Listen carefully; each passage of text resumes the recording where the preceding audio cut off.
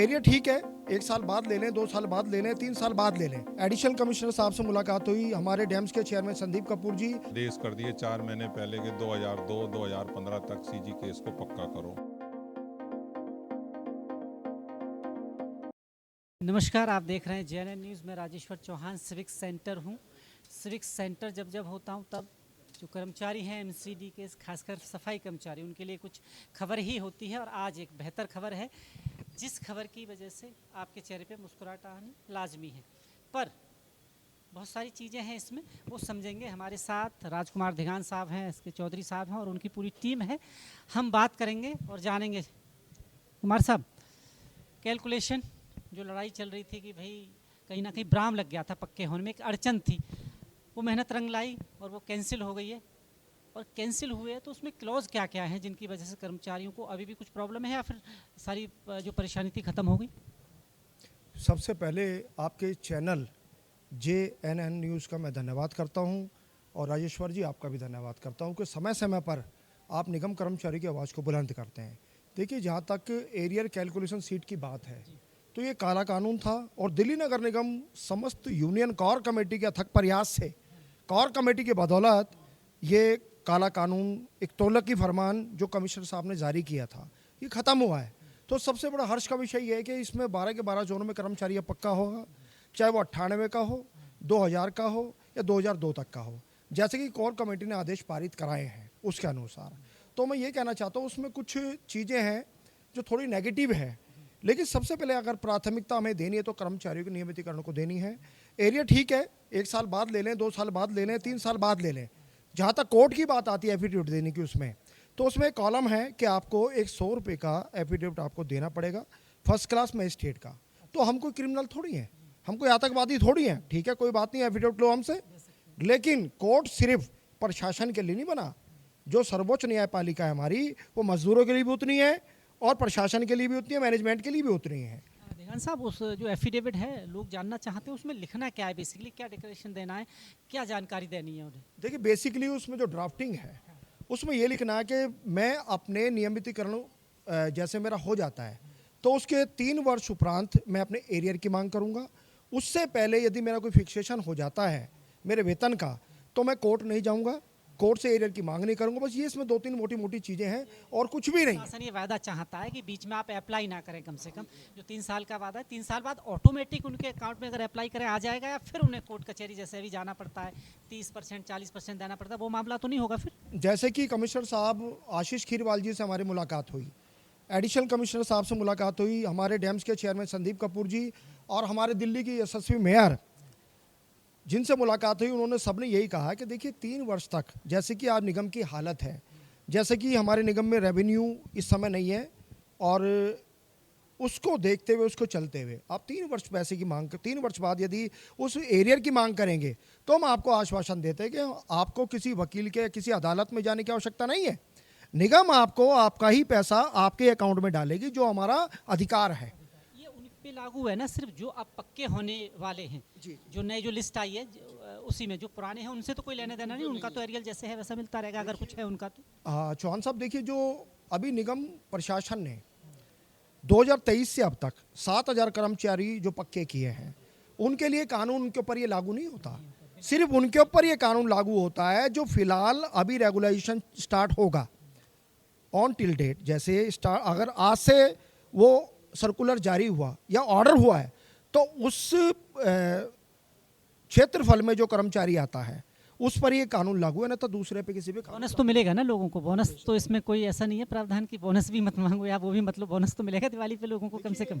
Labour law का अपना एक कानून है, उसमें आप बोनस की जो आपकी प्रक्रिया है वो साल दर साल आपको बोनस मिलता है, वो आपका एक इनाम है जो आपके अच्छे कार्य पर निगम को या सरकार को देना पड़ेगा। तो कुल मिला के बात यह है, मैं दिल्ली के कर्मचारियों को ये तोहफा देना चाहता हूँ और बताना चाहता हूँ कि आज इस कोर कमेटी के बदौलत जिसमें ये चेहरे मौजूद हैं, जिसमें माननीय चरण सिंह कडेरा जी, जिसमें एसके चौधरी साहब, जिसमें वीर सिंह धिगान साहब, करम सिंह कर्मा जी, संजय सितारा जी, हमारे ऊटवाल जी, पप्पी कंडेरा जी, सुरेश कंडेरा जी, समुंदर कंडेरा जी, ऐसे ऐसे चेहरे सभी की मेहनत रंग लाई। जिस कोर कमेटी में है, अगर उसने ये कीर्तिमान स्थापित किया है तो मैं समझता हूँ अपने आप में बहुत बड़ी बात है, बहुत विलक्षण बात है, और ये तोहफा मैं कर्मचारियों को देना चाहता कुल मिला के आप खुश हैं क्योंकि आपकी और निगम की सिविक सेंटर खासकर 36 का आंकड़ा रहता है हमेशा आपका। इस फैसले से मुस्कुरा रहे हैं, चेहरे पे मुस्कुराहट है। ठीक है, ये फैसला मतलब अब आप संतुष्ट हैं इससे कहीं ना कहीं? हूँ। देखिए, ट्रेड यूनियन मूवमेंट जो है वो 1926 के अंतर्गत काम करती है। जो मिल गया उसके लिए जिंदाबाद, और जो नहीं मिला उसके लिए मुर्दाबाद। हमारे दो नारे हैं, इंकलाब जिंदाबाद, निगम प्रशासन मुर्दाबाद। काम करेंगे तो जिंदाबाद, नहीं करेंगे तो मुर्दाबाद। नई भर्ती का कुछ बातचीत बन रही है अभी कि बड़ा बर्डन हो रहा है लोगों पे, कर्मचारी बहुत कम है, कोई भर्ती नहीं हुई, इस पे कुछ बन रहा है? आने वाले टाइम में होगी नहीं भर्तियां, लोगों की निकलेंगी या नहीं? देखिए, उम्मीद पर दुनिया कायम है, और रेट ऑफ द पॉपुलेशन आज दिल्ली की जनसंख्या को ध्यान में रखते हुए 30 वर्ष में आज तक भर्ती नहीं हुई। सबसे पहली जो भर्ती हुई 30 वर्ष पहले हुई, उसके पश्चात कोई भर्ती नहीं है। तो आज दिल्ली का क्षेत्रफल भी बड़ा है, दिल्ली की पॉपुलेशन भी बड़ी है।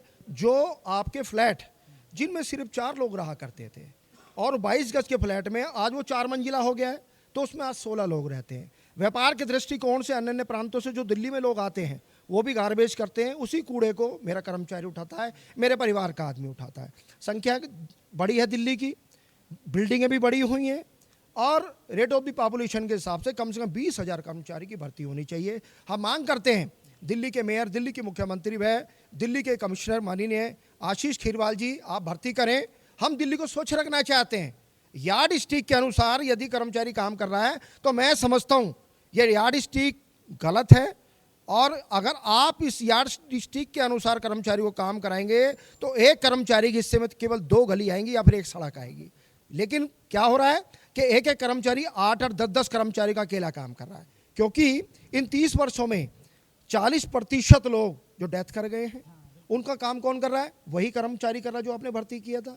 इसमें कितना कर्मचारी रिटायरमेंट हो गया, उसका काम कौन कर रहा है? वो ये कर्मचारी कर रहा है। तो भर्ती कराएं। मेरी निगम से मांग है, दिल्ली सरकार से मांग है, और दिल्ली के यशस्वी मेयर से मांग है कि ये परिवार आपका है और इस परिवार के आप मुखिया हैं। एक कर्मचारी पर इतना बर्डन ना डालें कि वो बीमारी से मर जाए, थक के मर जाए। और ये समझ लीजिए, आज जितना कुठाराघात जितना वाल्मीकि समाज पर हो रहा है, मजदूर पर हो रहा है, इससे पहले कभी नहीं हुआ। एस के चौधरी साहब हैं। चौधरी साहब, खुश हैं अब आप? क्योंकि आपकी लड़ाई हमेशा एकदम चलती रहती है निगम के अफसरों के साथ, कभी गेट के बाहर होती है तो कभी गेट के अंदर होती है, कभी रूम में होती है। अब आप खुश हैं? नहीं, बिल्कुल खुश नहीं हैं हम। एकदम 100% हम खुश नहीं हैं। क्यों नहीं है? क्योंकि जब भी हमें कोई भी चीज़ मिलने का वक्त आता है ना, तो ये नए नए नियम लगा देते हैं। जैसे पहले और आदेश कर दिए 4 महीने पहले के 2002-2015 तक सीजी केस को पक्का करो। अब साथ में ही एक चीज़ जोड़ दी गई, यानी कैलकुलेशन सीट लागू करो। अब 3-4 महीने बाद वो हटी, तब उसके साथ एक नई चीज़ जोड़ दी गई जी, एफिडेविट दो। एफिडेविट 100 रुपये का एफिडेविट पे आप स्टैम्प पेपर पे लिख के दो कि भाई आप 3 साल तक कोर्ट में नहीं जाओगे एरियर लेने के लिए। ये थोड़ा सा ये ठीक भी किया है, मैं इस बात को मानता हूँ। पहली प्रक्रिया पक्के होने की है, वो कम से कम हो जाए तो ये तो मिलेगा ही मिलेगा। नहीं, मैं इससे और आगे आपको बता रहा हूँ कि ये मैं इस पे अपने कमिश्नर को धन्यवाद करता हूँ जो एफिडेविट दिया है ना, इस पर मैं धन्यवाद इसलिए करना चाहता हूँ। और मैं अपने कर्मचारी भाइयों बहनों को, विशेषकर डैम्स के स्वच्छता कर्मचारियों को ये समझाना चाहता हूँ कि ये जो खीरवाल साहब ने करा है ये काम एफिडेविट वाला कि 3 साल तक आप नहीं जा सकते हो, इससे बहुत सारे कर्मचारियों की, हमारों की ज़िंदगी बच जाएगी। भ्रष्टाचार जो 30-40% चला जाता, भ्रष्टाचार बहुत हायर लेवल पर हो गया था 30-40% पे, और ना केवल 30-40% पे था ये, इसके पीछे एक बहुत बड़ा राज भी है। मैं बता रहा हूँ आपको कि हमारा कर्मचारी अनपढ़ है, वो एक बार अंगूठा या साइन करता है और उसके बाद दोबारा फिर ये लोग मुकदमा डाल देते हैं। मैं सारे वकीलों को तो नहीं कहूँगा, लेकिन कुछ वकील ऐसा कर रहे हैं। अब वो जब दोबारा डालते हैं तो उसमें हमारा कर्मचारी फंस जाता है। जैसे वो सस्पेंशन पे जाता है, परमानेंट है तो, कच्चा है तो टर्मिनेशन पे जाता है। इसकी सजा कर्मचारी भुगतता है और माल कोई और ले जाता है। हकीकत यही? यस, बिल्कुल सही कहा आपने कि देखिए, अगर मुझे 1 लाख रुपया मिला, अगर आप 30% को भी मान लें तो 30,000 हो गए कम। अब 30,000 तो वो दे दिए मैंने उनको, और 30,000 मेरे पास है नहीं, तो 10% पे और मैं पैसा उठा के लाया। आप समझिए कि 3,000 और। अच्छा, जो दिलाने वाला है, अब आप हंसेंगे, जो दिलाने वाला जो बिचौलिया है उसको बोतल भी चाहिए, मीट भी चाहिए, तो 2,000 उसके मान लो, तो 5 वो हो गए, तो 30 और 5 35,000। अब मिले क्या मुझे 65। अब मैं चोर कितने का होगा 1 लाख का। अब इसमें आप इसमें और गहरी बात सुनिए आप। अब मेरा जो था एरियर बनता था 80,000 रुपये या 60,000 रुपये। अब वो जो 70 60 या 50,000 मेरा एरियर कच्चे आदमी का बनता था, उसको बढ़ाया गया, किसी भी रूप में बढ़ाया गया, 1 लाख कर दिया गया, 3 लाख कर दिया गया, 5। अब जब वो ले लिया मैंने और जब जांच शुरू हुई, तब जांच शुरू हुई तो कौन, अभी पिछले टाइम यही मामला हुआ। मैं बता रहा हूँ, जब वो जांच शुरू हुई तो ऐसी जांच में 1180 लोग फंस गए। आपको ध्यान है पूरा, क्योंकि आप तो बहुत जागरूक हैं डैम्स डिपार्टमेंट में।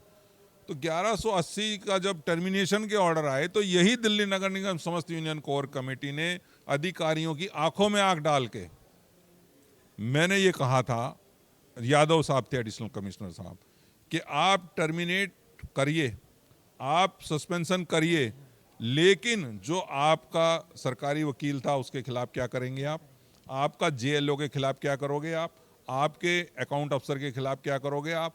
तब उसकी समझ में आया कि ये तो मेरे अधिकारी भी फंस रहे हैं।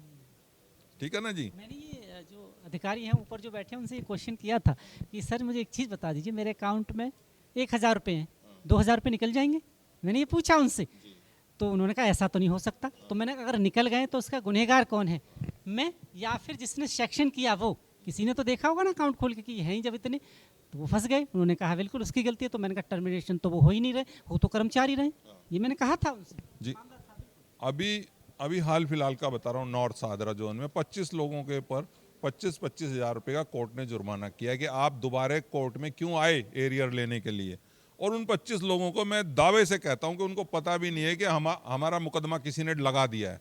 बड़ा हाथ पैर जोड़ के हमने नॉर्थ सादरा जोन के असिस्टेंट कमिश्नर से रिक्वेस्ट करी कि आप इनके खिलाफ एक्शन ना लें, हम इसको सॉर्ट आउट करेंगे, जुर्माना देना है तो हम दे देंगे, लेकिन हमारे कर्मचारियों को टर्मिनेट ना करें।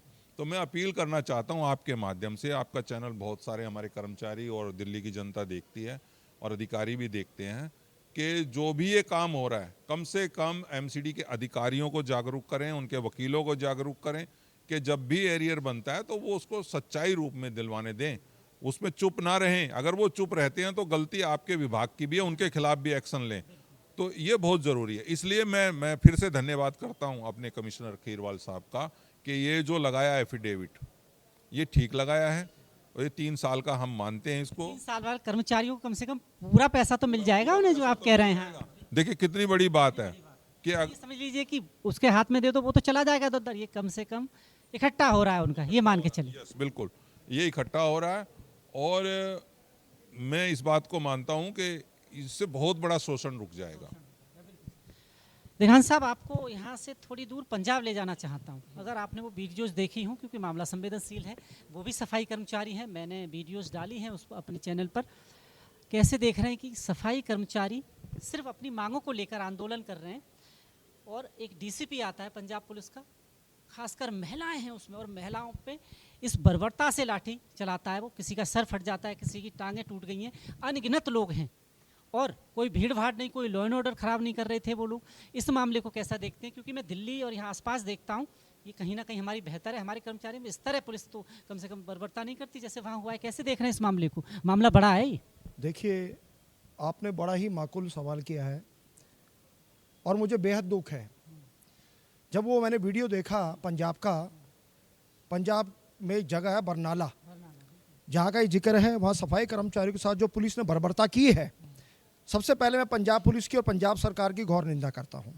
जो आज जंतर मंतर पर ये कह रहे हैं कि छात्रों के ऊपर लाठीचार्ज किया जा रहा है, छात्रों के ऊपर बर्बरता की जा रही है, फिर वो कौन लोग हैं जो पंजाब में हैं? वो पंजाब में मेरे परिवार के लोग हैं, वो मेरे परिवार की महिलाएं हैं, वो मेरी माता है, मेरी बहन है, मेरे भाई हैं, जिनके ऊपर लाठीचार्ज किया जा रहा है। यहाँ तक कि पंजाब पुलिस ने उनके कपड़े तक नोचे हैं उनके जिस्मों से।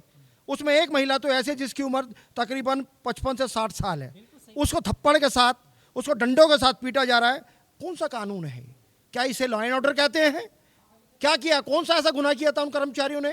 वो अपना शांतिपूर्वक आंदोलन कर रहे थे और वहाँ पंजाब पुलिस ने आते ही लाठीचार्ज किया और तुरंत ऑर्डर किया एलसी के लाठीचार्ज। कौन सा गुनाह है वाल्मीकि समाज का? हर जगह पीटा जाएगा, हर राज्य में पीटा जाएगा। और मैं आम आदमी पार्टी की आलोचना करता हूं, घोर निंदा करता हूं। मैं अरविंद केजरीवाल जी से कहना चाहता हूं कि जो भगवंत मान पंजाब के मुख्यमंत्री हैं वो इस्तीफा दें। हम उनके इस्तीफे की मांग करते हैं। आम आदमी पार्टी के जो मुख्य संयोजक हैं अरविंद केजरीवाल जी, आप उनका इस्तीफा लें, ये वाल्मीकि समाज गुहार करता है। और अभी तक दिगंत साहब, उनकी तरफ से ना सरकार की तरफ से इस मामले में ना तो कोई माफी आया है, ना कोई कार्रवाई आई है। और सबसे बड़ी चीज़ ये देखने की जा रही है कि डीसीपी लेवल का अधिकारी जब वो पढ़ता है, या तो फिर वही मामला आ गया कि पेपर लीक और उसने पेपर खरीदा होगा तभी शायद वो डीसीपी बना। अगर वाकई पढ़ता तो संवेदनशीलता उसमें होती, क्योंकि ट्रेनिंग में तो ये सिखाया जाता है ना कि डील कैसे करना है। और वो कोई आतंकवादी तो थे नहीं। अरे भाई, जो आपके शहर को साफ रखते हैं, जो आपके मोहल्ले को सब कुछ साफ रखते हैं, और वो अपनी मांगों को लेकर अगर वहाँ आए तो आपको तो सपोर्ट करना चाहिए, ना कि उन पर लाठियाँ बरसानी चाहिए। हॉस्पिटल की हालत और वो वीडियो देखिए आप किस तरह। और जो आपने कहा एजिड महिलाएं हैं जो रिटायरमेंट के कगार पर बैठी हुई हैं, और कच्चे कर्मचारी वहाँ भी होंगे, वहाँ भी ऐसी हालत है। पर इन्होंने वहाँ कह तो दिया कि हम आपको पक्का और ये सब कर रहे हैं, पर लाठियाँ दिलवा रहे हैं हक मांगने पर। देखिए, आंदोलन करना एक लोकतांत्रिक प्रक्रिया है, मेरा फंडामेंटल राइट है। अगर आप कर्मचारी को कुछ दे नहीं रहे हैं तो कहाँ आएगा, सड़क पर आएगा? क्या उसने लॉ एंड ऑर्डर की अवहेलना करी? क्या उसने किसी सरकारी संपत्ति को नुकसान पहुंचाया?